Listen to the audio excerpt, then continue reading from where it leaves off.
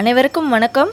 இன்றைக்கி நம்ம தை திருநாளான பொங்கல் அன்னைக்கு ஸ்ரீ குபேர கணபதிக்கு நம்ம சிறப்பான பூஜை கொடுத்துருந்தாங்க.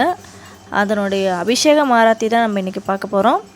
இன்றைக்கி ஒரு ஸ்பெஷல் இருக்குதுங்க. என்ன அப்படின்னா, நம்ம குபேர கணபதிக்காக எலக்ட்ரிக் மேளமும் மணியும் வாங்கி கொடுத்துருக்காங்க. நம்ம வீதியில் இருக்கிற ஒருத்தர் தான் வாங்கி கொடுத்துருக்காங்க. அவங்க இந்த பூஜைக்கு உண்டான கட்டளையும் அவங்க தான் பண்ணிகிட்ருக்குறாங்க. அதே மாதிரி தை திருநாள் அன்று 2 குத்து விளக்கு, அப்புறமா 5 முக தீபாராதனை, ஒத்தமுக தீபாராதனை அவங்களாம் வாங்கி கொடுத்துருக்காங்க. சாமிக்காக இவ்வளோ செஞ்சுருக்காங்க அப்படின்னா ஒவ்வொருத்தருக்கும் என்னென்ன நடந்திருக்கும் அப்படின்னு சொல்லி கேட்கும்போது ஒவ்வொருத்தரும் ஒவ்வொன்று சொன்னாங்க. நாங்கள் இந்த சாமிக்கு ஒரு 7 நாள் விளக்கு போட்டோம், எங்கள் பொண்ணுக்கு வேலை கிடச்சிச்சு அப்படின்ற ஒருத்தர் ஒன்று சொன்னாங்க. ஒவ்வொருத்தரும் ஒவ்வொரு மாதிரி சொன்னாங்க. அதே மாதிரி இன்றைக்கி கட்டளை கொடுத்தவர் கூட சொன்னார், நாங்கள் வச்ச வேண்டுதல் நிறைவேறிச்சு அப்படின்ட்டு, அதனால தான் இந்த கட்டளையை நாங்கள் செய்கிறோம் அப்படின்னு சொல்லிட்டு சொன்னார். அவர் தான் இந்த மணியும் அந்த எலக்ட்ரிக் மேளமும் வச்சு கொடுத்தாருன்னு சொன்னார் இல்லைங்களா, அவர் தான். அதே மாதிரி டெய்லியும் சாமிக்கு அபிஷேகம் ஆராதனை நடத்துவாங்க.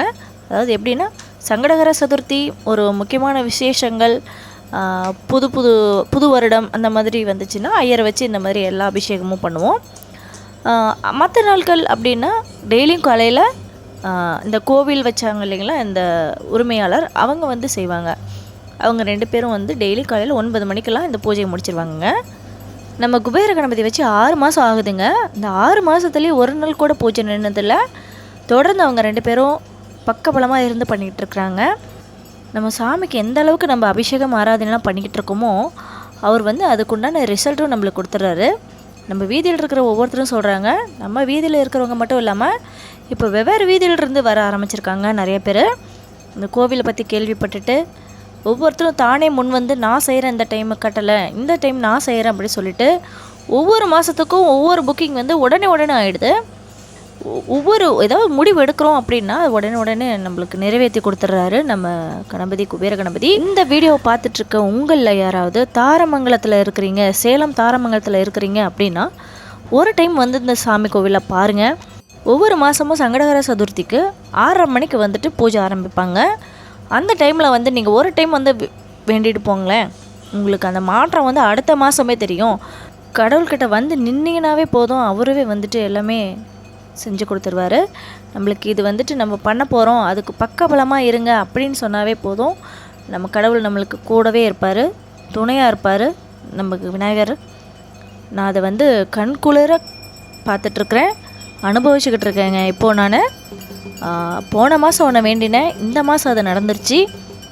அதுக்குண்டான பலனும் நான் அடைஞ்சிட்ருக்கேன். நீங்களும் இந்த பலனை அடைஞ்சிக்கோங்க.